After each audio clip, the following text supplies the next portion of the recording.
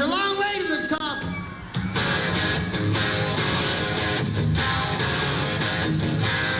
If you want to rock and roll, you want to rock and roll?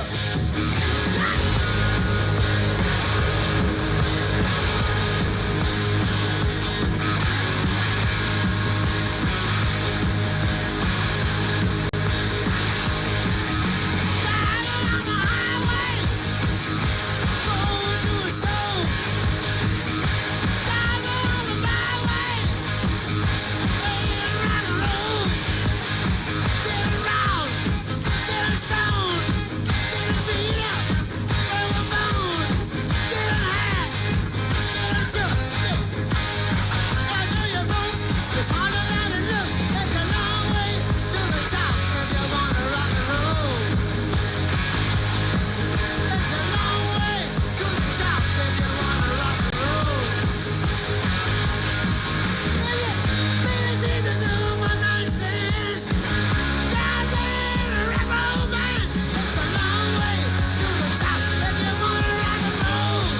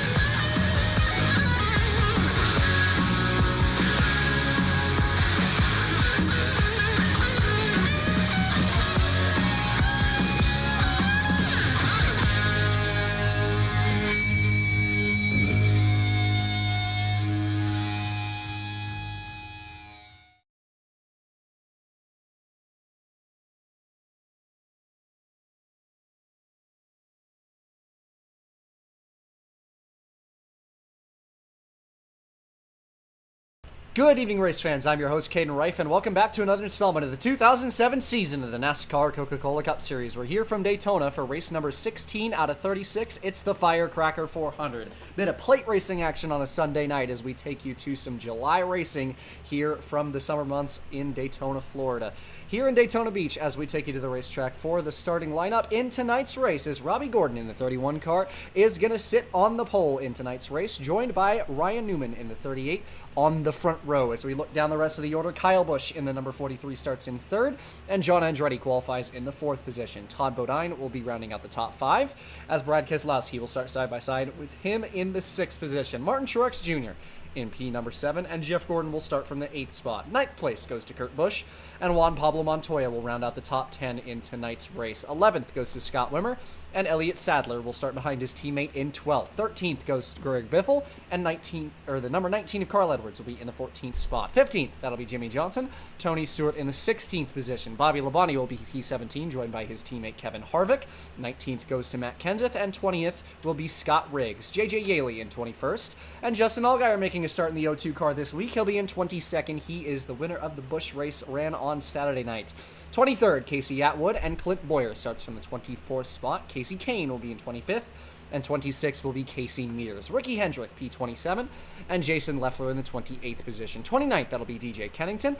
That is your points leader in that 81 car. Jamie McMurray starts from 30th.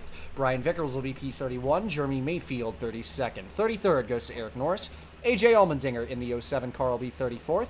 35th goes to Shane Neal, and 36th will be TJ Bell. 37th, Morgan Shepherd in the 89. Dale Earnhardt Jr. will be in the 38th spot. Jeff Burton starting 39th, joined by David Rudem in the 98 and 40th. And rounding out the field, a couple of part-time cars, Ron Hornaday Jr.'s number 1 and Jeffrey Bodine's number 7, 41st and 42nd in your 42-car field tonight.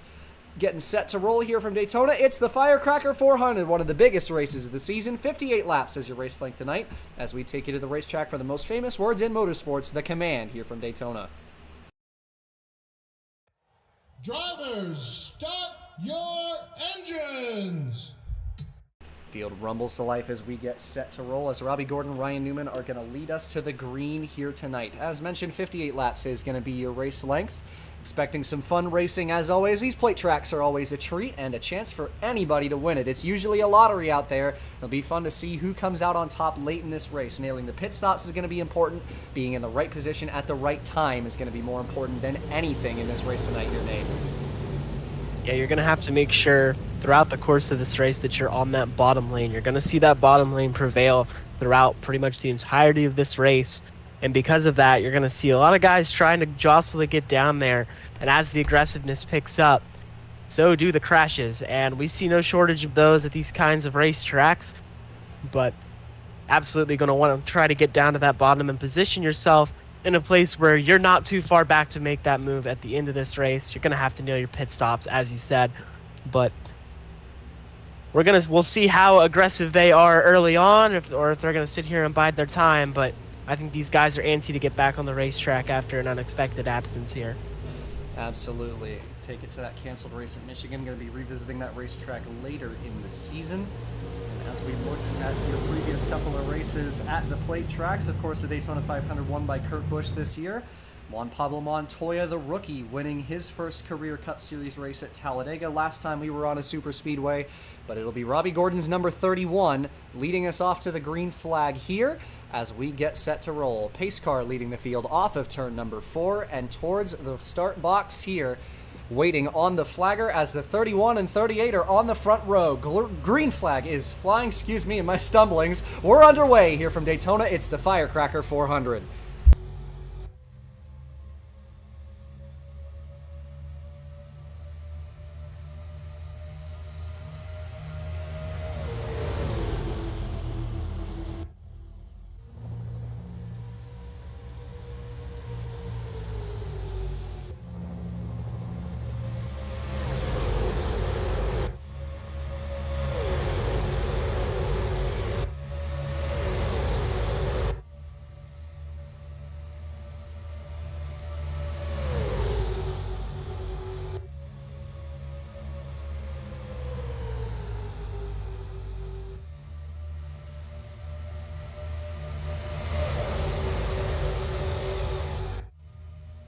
Off of turn number 4 for the first time, Robbie Gordon will lead the opening lap from the pole. It's the 43 car of Kyle Busch right underneath of him for first spot, entering turn number 1. But already going to be going 3 wide into turn 1 this time as the defending Firecracker 400 winner, Todd Bodine, on the bottom in the 77 car, trying to take away the lead early.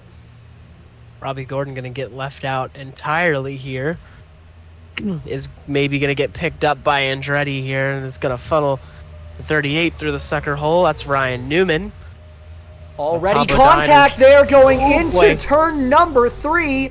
Kurt Busch and Ryan Newman got together, and somehow they kept it together. And Wimmer almost took it 4 wide, and that almost certainly would have been a crash, but he thought better of it. But out front, the defending winner of this race, Todd Bodine, followed by a very hungry Martin Truex Jr. in second. Bodine leads lap number 2, very nearly a race-altering crash going into turn 3 on just lap 2 of this event. Saw the contact there between the 38 and the 01. Kurt Busch was getting filtered up the track by Wimmer, who was peeking his nose going into 3 just a little bit, and almost resulted in disaster. We always talk about it at this racetrack. Daytona's just that little bit more narrow than Talladega, and you really can't make 4 wide work at that racetrack, so here is next to impossible. And right there we saw it almost cause an early collection. But nonetheless, field keeps it together. Lap number 3 will be led by Truex Jr. 3 different leaders in 3 laps as the 28 takes first. You're going to see throughout this race, you're going to see guys try on the straightaways to jump up to the high lane when the high lane is progressing up to the lead. You're going to see the leaders of this race try to control both of those lanes to keep their car out in front. But one thing you're going to also see throughout this race is moves just like what Ryan Newman made and the block that Kurt Busch attempted to make. You want to get down to that bottom of the racetrack. That's where the speed is. That's where it's always been. So if you're the leader, when you're in the corners at the very least, you want to hug that bottom as best you can and try to make sure nobody can find that room underneath you, as Ryan Newman makes a move on his teammate here for the race lead. Couple of teammates for Yates up front. It's the 38 and 28. Truex led that lap, but Newman will take the lead going into turn number 1. Field still all together now. Bit of 3 wide in the mid-pack as Biffle gets underneath in Newman in the middle of the corner. So now the 16 goes to the bottom for first. Johnson a bit indecisive there. It looked like he wanted to go up to the high side, didn't quite do it. Got back down in front of Labonte. Gonna push Biffle here. Gonna maybe take a look underneath him. Couldn't get there. 2 by 2 throughout the pack. Out to about the 15th to 20th spot. That is Montoya in the middle, pushed by his teammate, Elliott Sadler. Montoya gonna get back in line. So we're 2 by 2 throughout the pack. 5 laps completed as Greg Biffle now, next race leader, trying to keep the 48 of Johnson at bay for that first spot as they head through turns 1 and 2. Labonte in the 18, Kenseth in the 17, and the 10 of J.J. Yaley make up the top 5 on the bottom lane as we head out of turn 2 and down the backstretch. Not much 3 wide here. Johnson still sticking in line with that 16, now going to push him out far enough in front where he can make that move to the bottom. And Labonte ended up getting filtered out to the outside by Kenseth, so that moves to 17 second in line on that preferred lane down low. Nod goes to the 48 of Jimmy Johnson, who now takes away the lead, trying to control this pack. He's got 2 Roush cars side by side behind him. And Bobby Labonte trying to take it 3 wide on the 16 for second place. There you saw Jimmy Johnson move up to the high lane to block Biffle, but couldn't get back down in time, and Matt Kenseth now going to take the lead with J.J. Yaley behind him. J.J. Yaley trying to make a move for the lead here on Kenseth, the fellow Ford, as they head down the backstretch. And this kid, J.J. Yaley, is another one of these drivers who's a member of this rookie class. So he talked about him a lot over the course of the season, that he's really impressed and turned a lot of heads. This is one of those kids that's kind of gone under the radar up to this point. Made the signing and moved over to PPC to join their Cup program this year and has had a really, really good season. Has strung together a lot of top 10 runs in a team that you really wouldn't have expected to even be in the top 25 over the course of this season, and has started to prove that those top 10 runs, they aren't flukes. He's absolutely had some of the best pace in this rookie class over the course of the year, and as he runs in the second position here today, has another strong car and is looking like he's got some makings of maybe another good run here today. It's very early in the showing, a lot of time for things to go wrong, but has a good car early, and that's a great sign at a race like this. It absolutely is, and I think the biggest thing for a rookie in a plate track race like this is just being able to learn in the draft and figure out how exactly to position your car for the end of this race. Of course, it's important for everyone in a new car to figure out how exactly it's going to draft under the lights here. But for a rookie especially, I think it's really, really important for him to be able to sit back here and watch some of these guys and figure out where exactly to put his car and how to get it there. Rookies very much struggle with that in super speedway racing. You'll see a guy maybe get up there, lead some laps, but they usually don't finish the best, and that's because they don't know where to put their car. But I think for Yaley, this is a really good opportunity to run up at the front of one of these races and figure out where exactly to put himself by the end of this thing. Absolutely, having himself another good run, though. Filtered up to the top that last time, so he's going to start falling through the field. Meanwhile, talk about hungry drivers. Up front, Casey Atwood's number 30 moving into the lead. Got help from Kane in the 12. As the 30 going to maybe get filtered up to the top here. Kane trying to find a way to sneak the nose underneath. Couldn't do it that time. Casey Atwood leads a lap here as we start lap number 10 here at Daytona. Talk about a driver that might potentially be even hungrier. That is Ricky Hendrick, third on the bottom lane, who, no way around it for Ricky Hendrick. It has been a terrible season up to this point. A lot of things that have happened out of his control, and he's been pretty upset with the way that that 5 team has ran this year. But Daytona, they always say it's a momentum maker or breaker. If he were to win this race, what a confidence boost it would be for that young man, who everyone knows is a very talented race car driver. Moving up to the back of Casey Atwood, who just got filtered to the outside. Battle for the lead as Kane in the 12 just going to be able to cover off the 81 here. Might try to move up to block the 30. He will, as they head down the front stretch and into turn 1 again. So Kane leads a lap, takes Kennington with him. Next car in line, third, that is going to be Brian Vickers in the 44, moving into a strong position here in the middle of the running. Scott Riggs in the 57, teammate to that 10 we were talking about earlier, also in line. He's fourth on the bottom side. And for Vickers, it was announced that he would not be returning to the 44 car for the 2008 season. So a run like this, if he were to win the race, it very well could save his Cup career. Maybe a small team willing to take a chance on him, but you never want to be the guy to flame out of the Cup Series after a good opportunity. And we've seen for Vickers, the flashes are there. He's shown them on occasion, but the consistency's never been there. But having the kind of speed that he needs to have in a race like this, where all the eyes are on you, one of the most watched races of the season, that could be very, very helpful to his Cup Series hopes going forward as he makes a move on DJ Kennington here for the second spot. Definitely driving like a man with a fire under his seat. He moves to the second position past the points leader, DJ Kennington. Kane still leading. Going to lead another lap consecutively here out of turn number 4. Got a couple of Hendrick cars behind him, 44 and 55. As Casey Mears follows with his teammate on the bottom side. You see Elliott Sadler back there in line as well. 12 laps completed now as we start lap number 13. Still the whole field in this pack at the moment. All 42 cars just about holding on to this pack, as Jeffrey Bodine's Germain number 7 is the last car in this group right now, just about holding on to the tail end of this draft. Got Jeff Burton back here as well in that 8. 89 of Morgan Shepherd trailing as well. Allmendinger and Rudiman, the last couple stragglers at the back of this line. Still double file through the entirety of the front group, as the field has strung out pretty significantly over the course of this run. Might see a bit of a storm brewing as some drivers are going to try to take it 3 wide. I think there was 3 wide mid-pack. Yes, there is. Yaley side-by-side with Biffle back there. Kane going to lead yet another lap in a row. We were speaking about Yaley earlier as an under-the-radar rookie. Casey Mears has been a little bit under the radar as well, but has had a stellar season in that 55 car, which that 55 team really had a season to forget last season with Jack Sprague behind the wheel. But Casey Mears has got in and has breathed new life into that 55 team. It has been very impressive what he's been able to do. Had one of the fastest cars at the end of that race in Pocono.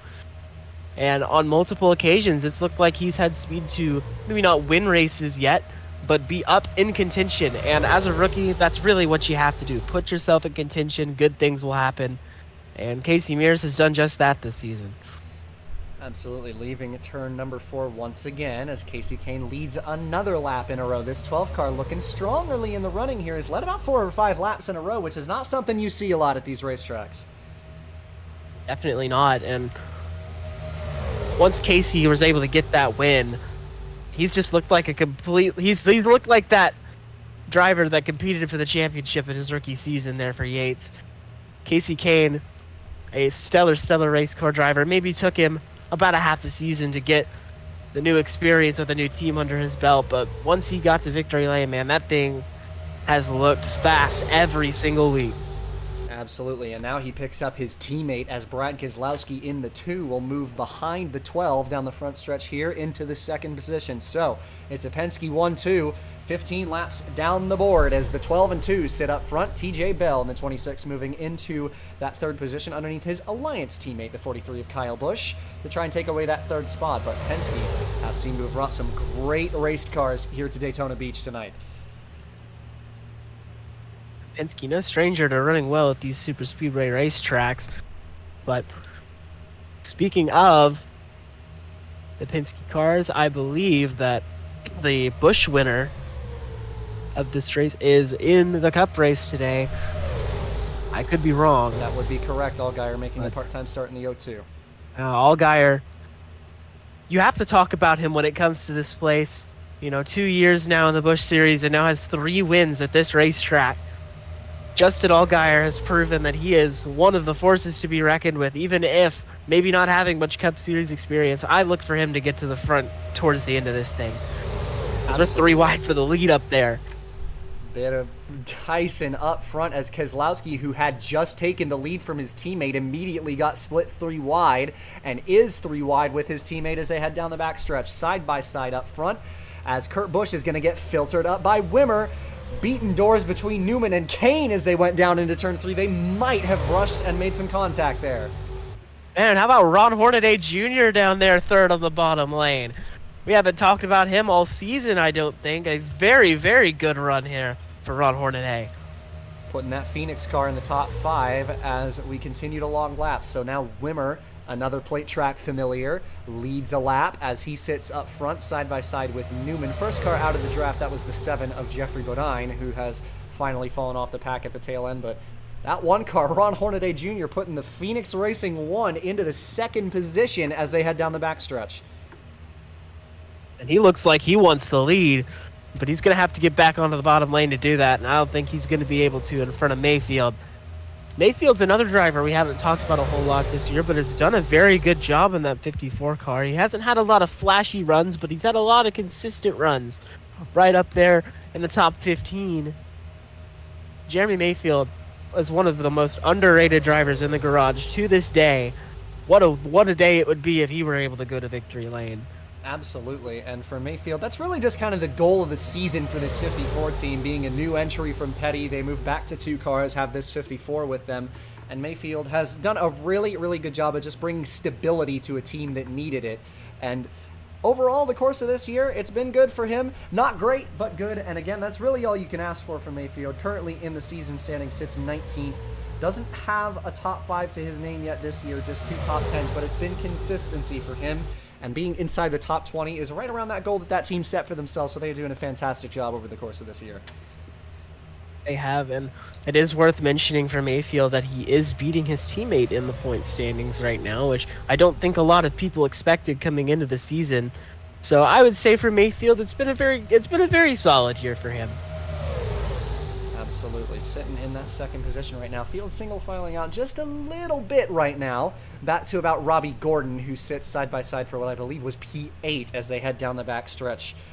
Everybody beginning to filter out. Expect to see some opportunists jump out here, and Kevin Harvick in the 20 will be the first, followed by McMurray in the 40. We see Mayfield and Dale Earnhardt Jr. get left up on the high side as they'll filter back. But Ryan Newman's now led a few laps in a row. The 38 car looking stout out front. It's another one of these drivers that has revisited the lead since taking it earlier in the race, so he now sits in that first spot once again, trying to cover that 20th Harvick, who is looking antsy going into turn 1. Couldn't quite make the move. But as the laps continue, leaving turn 2 and down the backstretch, 38, 20, 40, 43, 31, the top 5. Probably won't last long as they head towards turn 3, but McMurray is going to be the one to jump underneath a Harvick who tried to block him and didn't quite have the room to do so.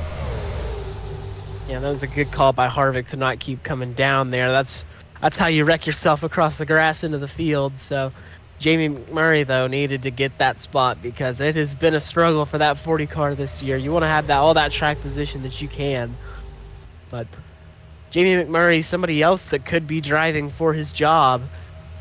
So a win would do wonders for him right now.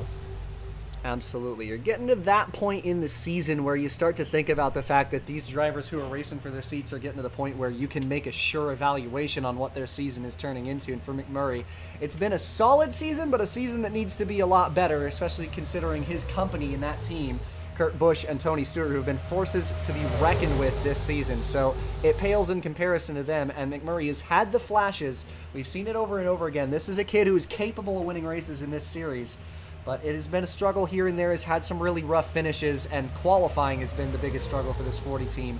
So I've just been trying to correct those issues, and is having a solid race so far today, but has got a lot left to find, and he is starting to drop back on the top right now. Might have another run for that lead later, but he drops to the outside. Meanwhile, Ryan Newman still leading laps. Gates look like they brought a really, really good car for that 38 team, who have been very close on multiple occasions to breaking through and finding that win, but for Newman, it's been a story of heartbreak this year. I don't think that he'd like to add another one here in Daytona Beach. Absolutely. Going to lead another lap here as he keeps Bodine at bay. The 77 trying to find a way to retake that first spot.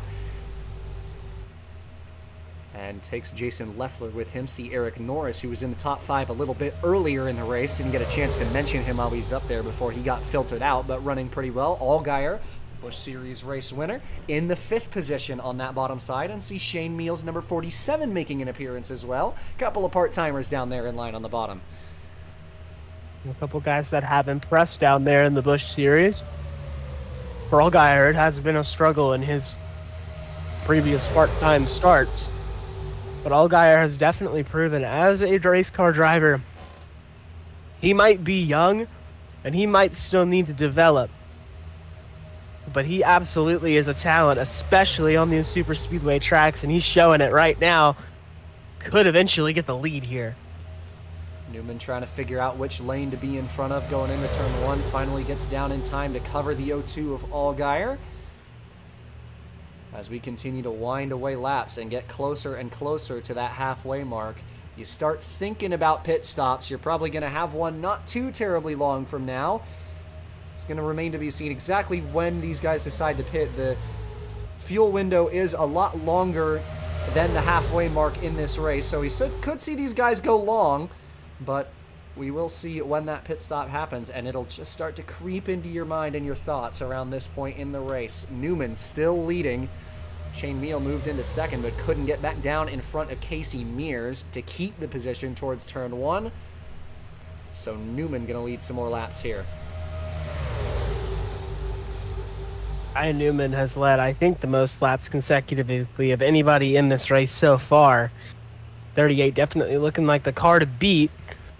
But if there's anywhere that if you have a car to beat that you don't want to be out front in, it would be Daytona, as Casey Mears is going to get to the inside for the race lead. All by himself for the moment, but you see that inside just playing to your advantage, and Biffle got a big run all the way up to his back bumper and is going to be able to push him to the point here on the front stretch, although that was very tight between the top 2, and in fact Newman did lead another lap. So Mears not quite with enough of a run. Question is, can Newman clear him? The answer is no. So Mears will still get the lead here as they head out of turn 2. Newman finally going to resign from first place.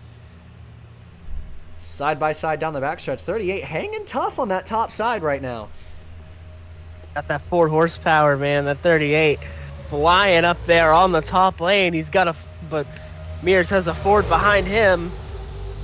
Hoping that he can get a push here to the race lead, but looks like the 38 and the 83 got disconnected a little bit. This could be Casey Mears' opportunity to clear for the race lead.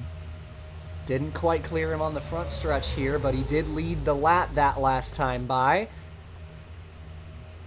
Kyle Busch might have just tapped the wall there. He's going to get back in line, but we'll have to see if he did smack that wall, if he's going to have any sort of race-altering damage. We've seen a little bit of that over the course of this race. I do believe as going 3 wide almost for the lead, Mears got really squirrely off the front end of the 16 out of turn 2 there, but just stayed in front of him. But Newman, again, showing that he's got maybe the best car in this entire field just to hang on that outside. We haven't seen that from anybody all night. Yeah, it is extremely impressive what that 38 has been able to do.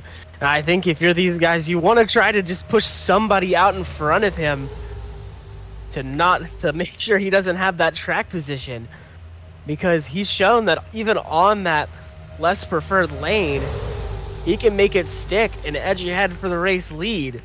So if you're Mears, you want to try to get in front of him as soon as you can, but he's got to get the right run behind him. Down the back stretch, still side by the top 2, whole field 2 wide. I was going to mention earlier with Kyle Busch before they almost went 3 wide for the lead, that 43. Do think he got the wall in a rare spot going into turn 3. We have seen these guys brush the fence just a little bit when they're 3 wide because there's so little room to work with, especially on the front stretch.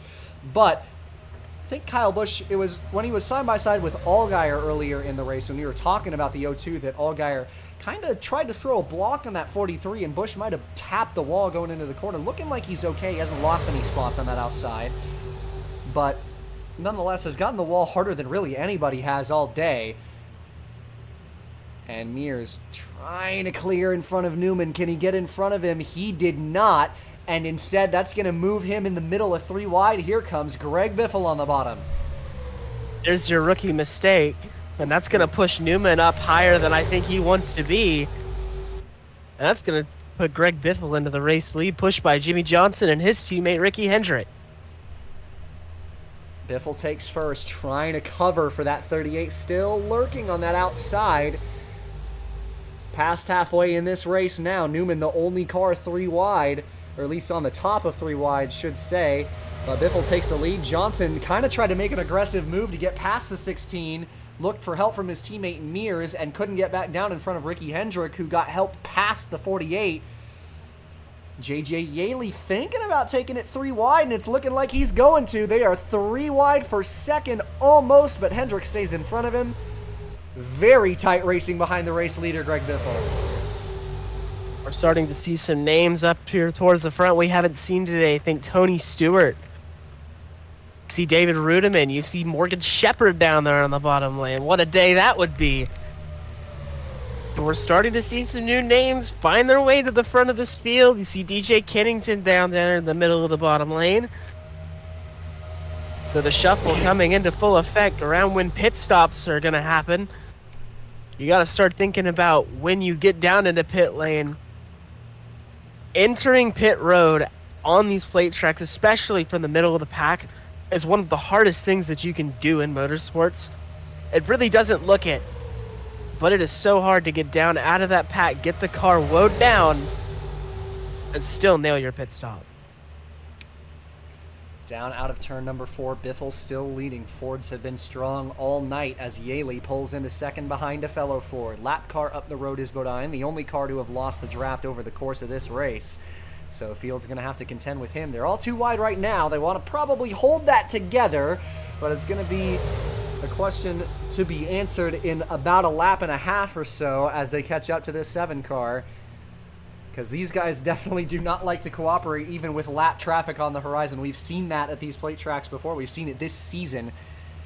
And a couple of cars jump into the bottom to try and make up some positions before they get there. That's Stewart and Robbie Gordon, 2 most recent Cup champions, in line on the bottom behind the leader Biffle. We're going to see very soon these guys are going to catch this 7 car, and we'll see who that ends up helping out and where that 7 will go. But if you're one of these guys on the bottom lane, you better hope that he moves up to the high lane, because if you get slowed down on that lesser lane, Biffle is going to have to move to the top, and Stewart tried to take Bodine 3 wide on the bottom, didn't have enough room to do it. And that is a rarity for Stewart to cut anybody slack, let alone a lap car, though. Now he's going to take it 3 wide into turn 3. Yeah, I think that was a move of displeasure for Tony Stewart. Did not like being slowed up there on the backstretch. Wasn't a dangerous move by any means, but he was not going to be patient with that 7 car, and he's going to put him through the sucker hole. Side by side between the 31 and the 42 for the 2nd spot as they head down the front stretch and towards turn number 1. Stewart moves into 2nd. Kennington gave him a look. Couldn't quite get the nose got down in front of Yaley on the top lane. So it looks like he's going to get in without issue. As Tony Stewart going to look for the race lead with help from Kennington in the 81. With a Gibbs teammate and Edwards behind him. But here comes Kennington on the bottom. Worth noting, this 42 and Kennington are 1st and 2nd in the standings. So Kennington, with help from his teammate, going to move to the bottom. Edwards behind him. And instead it'll be DJ Kennington taking away the lead. But his teammate, Edwards, is going to take him 3 wide. 3 wide for the lead in the tri-oval. Carl Edwards is hungry for a race win. We've seen him have the speed this season. Hasn't quite came together for that 19 team yet. But Edwards, very, very hungry for a win. And what better place to do it than Daytona? Of course, you still got a pit stop to go and a lot of racing left. But it's always a good sign when you have enough confidence in your car to make a move like that. Let his teammate get just far in front, just enough in front of the field to lead that lap. and then took him 3 wide for the top spot himself. He will lead this lap this time by. Behind him is Atwood in the 30, Jeff Gordon in the 24, who I don't think we've mentioned all night. Truex and Riggs, the top 5 on the front stretch that time. See some guys who are hungry for wins, namely Matt Kenseth, as we've mentioned, getting hungrier and hungrier by the day. But there's also some other guys who would desperately like to win a race. Martin Truex Jr., for example. Casey Atwood, for example. You see Jeff Burton back there. I mean, these are all guys that have not won in the Cup Series either ever or in a significant amount of time. Daytona is the place where fortunes can be made and fortunes can be broken as well, as we start to see pit stops there in the middle of the pack. See just a couple of cars come in from the middle of the pack, slowed up the second half of the pack just a little bit. So you see Burton, Wimmer, Vickers, Montoya, and Kane all come in that time, just outside of 20 to go. Meanwhile, for the lead, it's Truex Jr. with another Ford. He's got Scott Riggs and Matt Kenseth behind him. But they're all looking even hungrier for the lead themselves as they duel for that first spot coming down to the next round of pitters. Yeah, I think if you're one of these guys, you want to have the track position coming into the pits. So you want to race as hard as you can. At this stage of the race, looks like a few guys are going to come down here. Riggs, Kenseth, Stewart. And mainly that entire bottom lane. It's going to slow up a few guys just a little bit. But not enough to matter that much. Field makes it in clean, so this second group of pitters is in without issue. Don't think there were any incidents on pit road with group number 1. Meanwhile, up front, Truex holds on to the lead. Was in the perfect spot there as they went down into turn number 3 and 4. And he holds on to first. He's got Atwood and Edwards right behind him. Gordon leeching off the draft of the top 3 as Atwood going to make a daring move up the middle, but didn't have enough room, and he falls right behind Montoya, and he's going to have to stay there for the pits. And Montoya's going to move up to block Carl Edwards. Think that was because of Truex with the hand out the window, wants to give room to the 28, and he does. So Truex comes in from the lead. Gordon's going to be the next to stay out. Got a couple behind him who stay with him. Shepard is one of them. This 89's in a great spot. You see Kurt Busch, Kennington, Gordon, and Andretti all stay out. The 21 moves around the 24 to take the lead. Yeah, and I want to give some props to Morgan Shepherd, because if you remember at this race last season, he was up within the fight for the win very late in that race. And in the Busch race, just last night, we saw him up in the top 5 for a lot of the race as well. So it seems like Morgan Shepherd, with all of the experience that he has, really understands how to do well at these plate races. Heading down now into turn number 4 as DJ Kennington pits in. Couple more cars stay out. You see Andretti and Kurt Busch stayed on the racetrack. I'm not sure they entirely wanted to, considering the fact that they were on the outside of the 84 of Montoya, who honestly might be damaged, given the speed that he's showing right now and the fact that Andretti's going around his outside. Would like to run back and take a look if there was an incident with the 84 on pit road. Or maybe getting onto the pit lane, but this 84 seemed like he was off the pace a little bit. But doesn't seem to have gotten involved in any incident, but Andretti will surely come down here, and the 84 and everybody else are going to give him the room to do so, as Kurt Busch will follow him. So the top 2 who stayed out the longest and honestly made it work pretty well, they're going to come in by themselves here, but should rejoin a member of some form of pack. Meanwhile, everybody else getting filtered out. We look towards the front runners of the guys who are leaving pit road. Martin Truex Jr. and Casey Atwood, 2 of the hungriest drivers in this entire field, are going to be first and second. 2 guys that really desperately need to win a cup race. So you're going to... Caution is out! There is a caution on the racetrack. There's a crash, and it looks like it's David Rudiman spinning on the back straightaway. Rudiman goes around on the back, and we are under yellow flag, so I believe... There's more cars involved as well. I saw damage on the 77 of Bodine. Looks like a multi-car incident to bring out this yellow flag.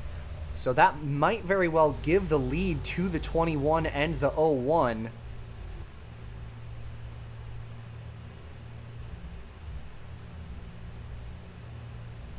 pace car going to rejoin the racetrack as everything gets sorted out here. Don't believe Andretti has actually even taken the race back yet, so not sure what we're going to see with the running orb here, but nonetheless going to get a look back at the incident here. On lap number 41, it was looking like, as Todd Bodine looks like he might have gotten involved in an incident leaving pit road. So incident starts here, side by side between the 98 and the 1, and Bodine, yeah, just kind of moved straight up into the 98 and didn't give him enough room, and hard hits for him, and Matt Kenseth got involved in it as well. And Kenseth nearly picked that 98 up and over. Car got a little bit of air there, and that's how we've seen flips happen at this racetrack before. But everybody stays on the ground. That was a hard hit for the defending winner of this race. Probably just a spotter miscommunication or something along those lines, and Bodine goes into the outside wall hard, and he will be out of this race. So field getting sorted out here.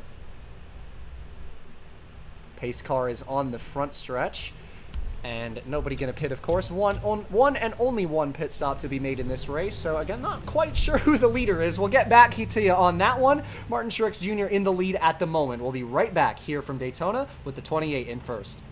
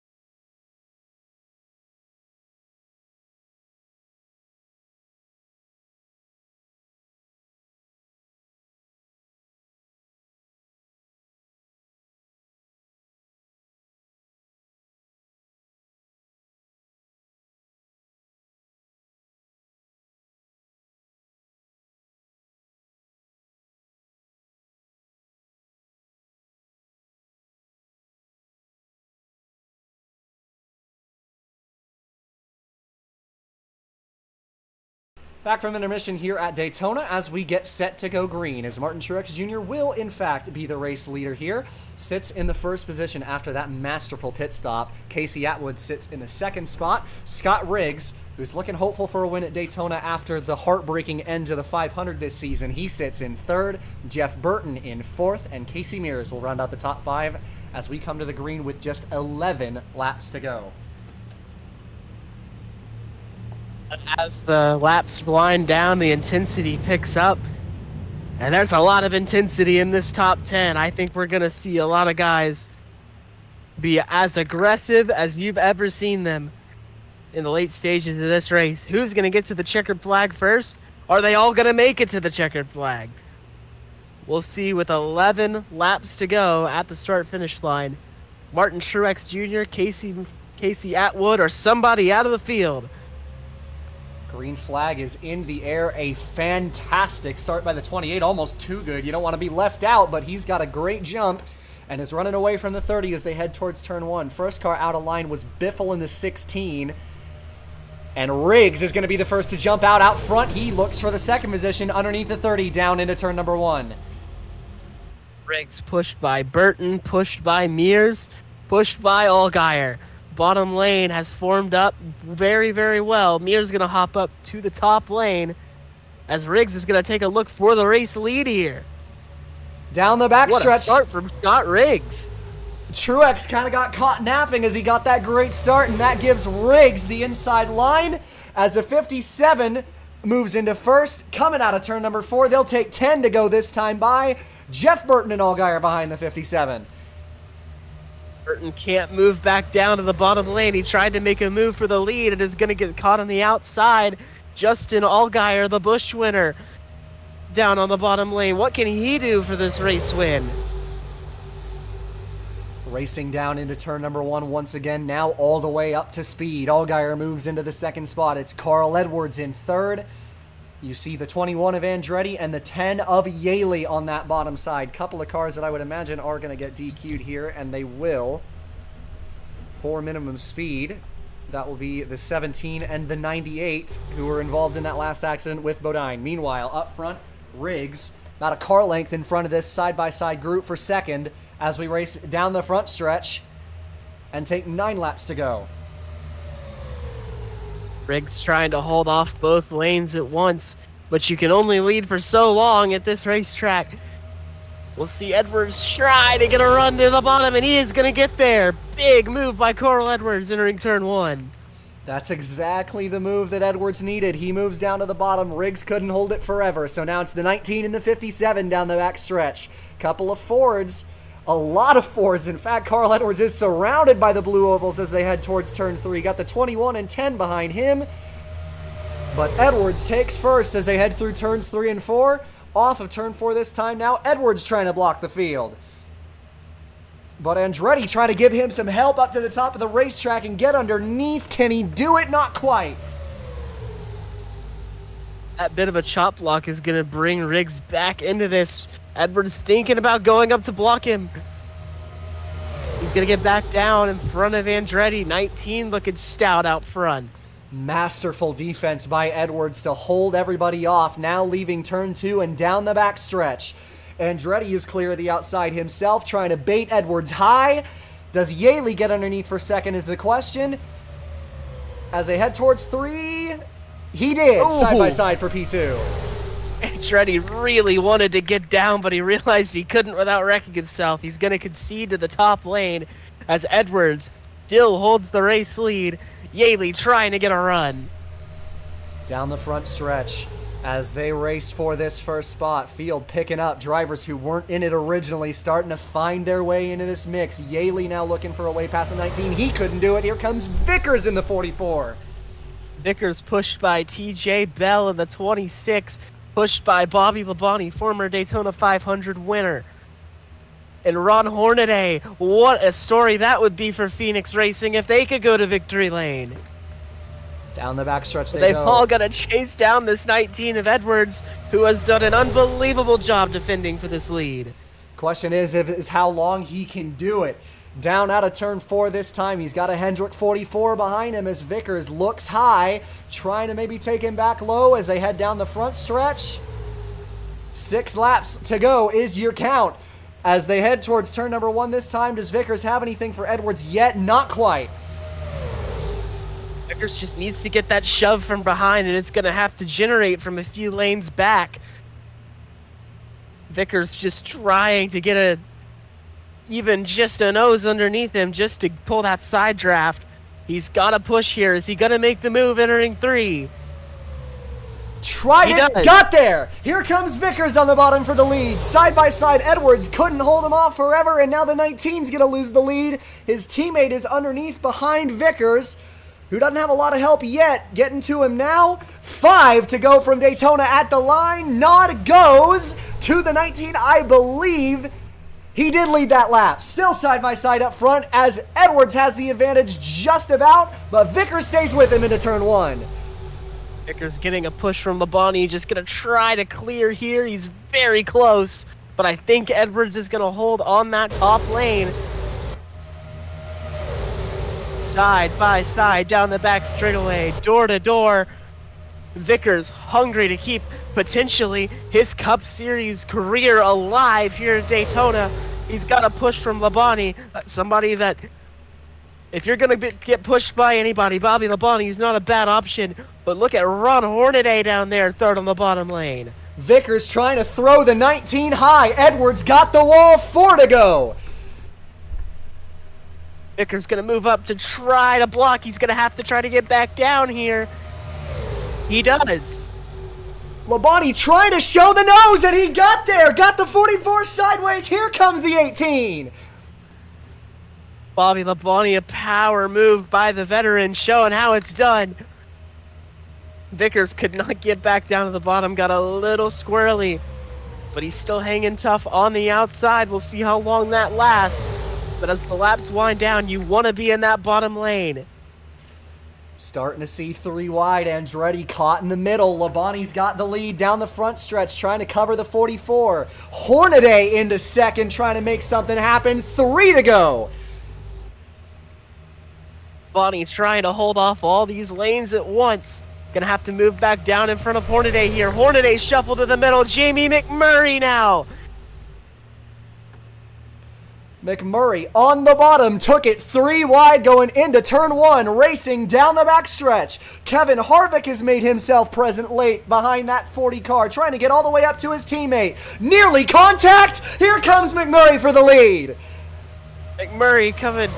He's gonna have Kevin Harvick behind him and Eric Norris in the 51. What a story that would be if he could go to victory lane. Norris taking a look. Oh my goodness. Trying to find a way underneath. Could not make it happen. McMurray's got first as they head down the front stretch. Just 2 laps remaining at Daytona. Edwards in the 19. Back into the fray. Has found his way back up front. Looked like he was the strongest car in this late run, trying to find his way into it. Down the backstretch, top 4 have single filed out. You see Bodine in the 7 car, who has found his way up into the mix. Here comes Eric Norris underneath of the 20. Norris with a big run. He's going to get down into the draft of McMurray. He's on that bottom lane, exactly where you want to be, but he's got to find a way around McMurray for this win. Edwards back down to the bottom. Last lap here in Daytona. Can McMurray hold them all coming at once, or can Eric Norris pull the shocker of the decade? Down into turn number 1, it's Carl Edwards behind the 51 trying to show the nose. Through turns 1 and 2, McMurray racing for his life. Norris trying to pull off the upset of the decade. Down the backstretch for the final time with half a lap to go. Does the 51 have anything for the 40? Not going to be able to as Edwards ducks underneath. McMurray trying to block both lanes as they head towards turn 3. Can Edwards get all the way back to the lead from the back of the pack? Out of turn 4 for the final time. This is going to be the race to the checkered flag. McMurray and Edwards first and second. McMurray trying to hold him off, and he's gonna pull it off. Jamie McMurray wins it at Daytona. What a confidence booster for this 40 team. They needed something to go their way, and McMurray delivers on the super speedway once again. Jamie McMurray demands a show. Number 40, first place. What a run for McMurray at the end of that race. Norris almost got all the way there. But Jamie McMurray in the 40 is your winner here tonight, and what a fantastic performance blocking that 19 all the way to the stripe. Held off some of the best in the finish business. There. Eric Norris, heartbreaker for him. Looked like he had a chance there to get to the lead, but Edwards, just such a fast car in that 19. He wanted to win that race, and what a run he had. Just needed another lap. But that move from Edwards is really what sealed it for Jamie McMurray. Absolutely. Norris was just so close, but could not quite make that move stick. And you see it right there. On board of McMurray, just how close that 51 was to the back bumper. Gave it everything he had, but Edwards was not going to be patient. Wanted his first win in a long, long time. But it's going to be McMurray. Gets his first win of this season, and Ganassi sweeps Daytona. Jamie McMurray proving that he is one of the best in the business at this style of racing. The chaotic nature fits his driving style, and he's going to go to victory lane here in Daytona. What a race here today. Fantastic stuff from the World Center of Racing.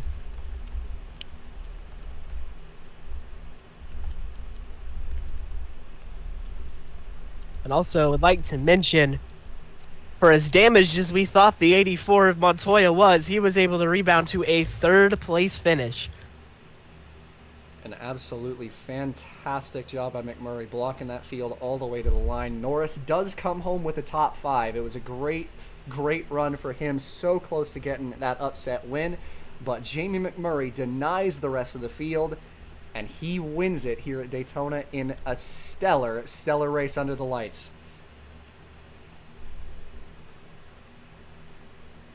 But that will do it for coverage here from Daytona. Jamie McMurray in the 40 car is your race winner.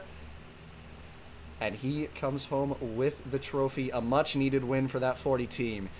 Race number 16 complete. Next week, as we head to Kentucky, it'll be the Sirius Satellite Radio 400. Coming to you then from NASCAR on ESPN. But on behalf of Nate joining me in the booth here tonight, I've been your host, Caden Reif. It's been a pleasure to have you along as always, and we will see you next time. And as always, have yourself a good one.